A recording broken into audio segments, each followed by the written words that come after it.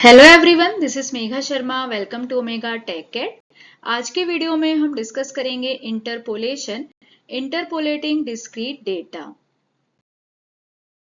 Interpolation is a fundamental technique in spatial analysis, helping to estimate unknown values based on surrounding observations. It is widely used in GIS, environmental modeling and data visualization. Interpolation एक method है जिसमें हम उन location की value estimate करते हैं जहां पर डेटा मिसिंग है। तो जो भी डेटा मिसिंग है, जो भी अननोन वैल्यूज है, उसे हम एस्टिमेट करते हैं। तो अगर हमारे पास कुछ पॉइंट्स का डेटा है तो इंटरपोलेशन की हेल्प से हम गैप फिल कर सकते हैं और एक कंटिन्यूअस सरफेस क्रिएट कर सकते हैं। शॉर्ट में अगर हम बोलें तो इंटरपोलेशन का मतलब होता है calculation of a value from surrounding observations. जैसे अगर हमारे पास एक मैप है और मैप पर कुछ स्पेसिफिक पॉइंट्स की हाइट हमें मालूम है, हाइट वैल्यू मतलब एलिवेशन वैल्यू, वो हमें मालूम है, लेकिन हमें सभी पॉइंट्स की एलिवेशन वैल्यू नहीं मालूम है।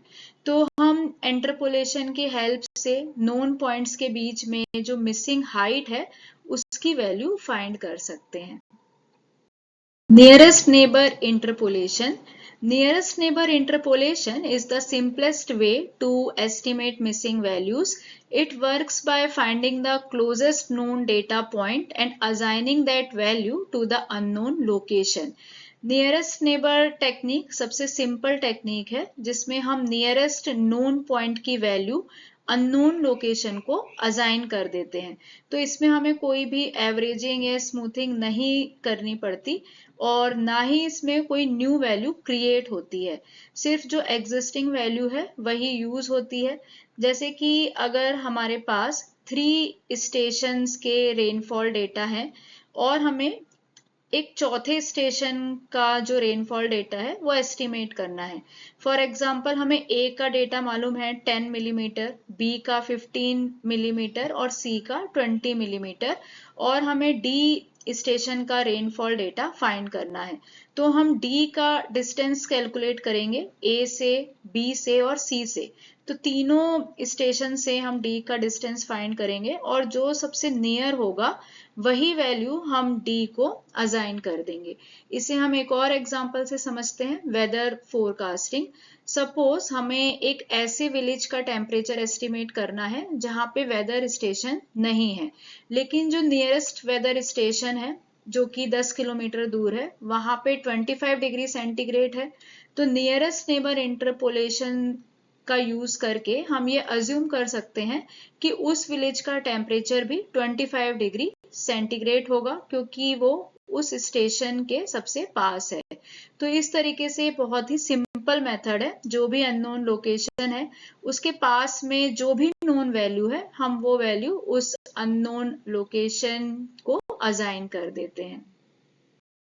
Interpolating discrete data. When dealing with discrete data, we can't estimate values in between points. Instead, we assign each location the value of the nearest measured point. जब हम डिस्क्रीट डेटा से deal करते हैं तो हमको मालूम है कि डिस्क्रीट डेटा में स्पेसिफिक एंड सेपरेट कैटेगरीज होती है। तो इसमें हम या तो एक कैटेगरी में बिलोंग करेंगे या फिर दूसरी में, तो इसमें इन बिटवीन कुछ नहीं होता है।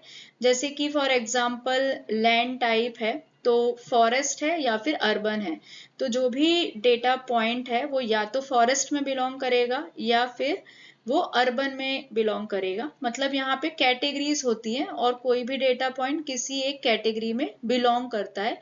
यहाँ पे इन बिटवीन वैल्यूज नहीं होती हैं।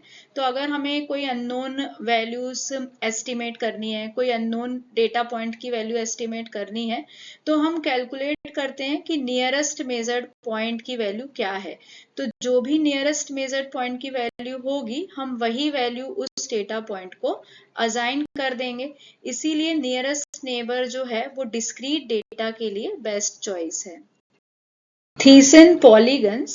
Thesan polygons are a way to divide a space into zones based on the nearest point of measurement. Each polygon represents the area that is closest to one specific point. तो diagram में हम देख सकते हैं थीसिन polygons, जिसको हम वोरोनॉई diagram भी बोलते हैं। थीसिन पॉलीगन में जो स्पेस होता है उसको हम प्रॉक्सिमिटी के बेसिस पर, मतलब कि डिस्टेंस के बेसिस पर रीजन में डिवाइड करते हैं, और हर एक पॉलीगन में केवल एक पॉइंट होता है और हर एक लोकेशन जो उस पॉलीगन में है वो उस पॉइंट के सबसे पास होती है। थीसिन पॉलीगन किस तरह से वर्क करता है वो हम देखेंगे। सबसे पहले हम स्टार्ट करते हैं सेट ऑफ नोन पॉइंट से, उसके बाद हम बाउंड्रीज ड्रॉ करते हैं so that every location inside a polygon is closer to its central point than to any other point. The result is a map divided into regions where each region is assigned to its nearest point. For example, school district, the city is divided into zones where each house belongs to the school closest to it. Students must attend the nearest school. तो हमारे पास एक map है और for example उस map में 5 schools हैं। तो थीसिन polygon उस मैप को डिवाइड कर देगा जिससे ये पता चलेगा कि उस पर्टिकुलर एरिया में कौन सा स्कूल सबसे पास है। तो जो डिवीजन होता है उसको हम जोन्स बोलते हैं, रीजन जो होता है उसको हम जोन्स बोलते हैं। Features of Thiessen polygons. First है each polygon contains exactly one measured point. तो हर एक पॉलीगन में एक ही मेजर्ड पॉइंट होता है। Every location inside a polygon is closest to that point. उस पॉलीगन के अंदर जितनी भी लोकेशन है वो उस पॉइंट से क्लोजेस्ट होती हैं। बाउंड्रीज ऑकर वेयर 2 और more points are equally distant. Best for discrete data. तो कैटेगोरिकल डेटा जैसे कि स्कूल जोन्स, लैंड टाइप, जहाँ पे कैटेगरीज होती है वहां पे थीसिन पॉलीगन बेस्ट होता है, मतलब डिस्क्रीट डेटा के लिए ये बेस्ट है। If the desired output was in the form of raster layer, we could rasterize the Thiessen polygons. इस वीडियो में हमने डिस्क्रीट डेटा के इंटरपोलेशन के बारे में पढ़ा, जहां हमने सीखा कि डिस्क्रीट डेटा कैटेगोरिकल होता है। तो अगर हमारे पास डिस्क्रीट डेटा है और हमें अननोन पॉइंट्स को वैल्यू असाइन करना है तो उसके लिए बेस्ट मेथड है नियरेस्ट नेबर इंटरपोलेशन और थीसिन पॉलीगन, क्योंकि ये दोनों जो मेथड हैं वो डिस्क्रीट डेटा के लिए बेस्ट हैं क्योंकि इसमें क्लियर जोन्स क्रिएट होते हैं। नेक्स्ट वीडियो में हम डिस्कस करेंगे इंटरपोलेटिंग कंटिन्यूअस डेटा।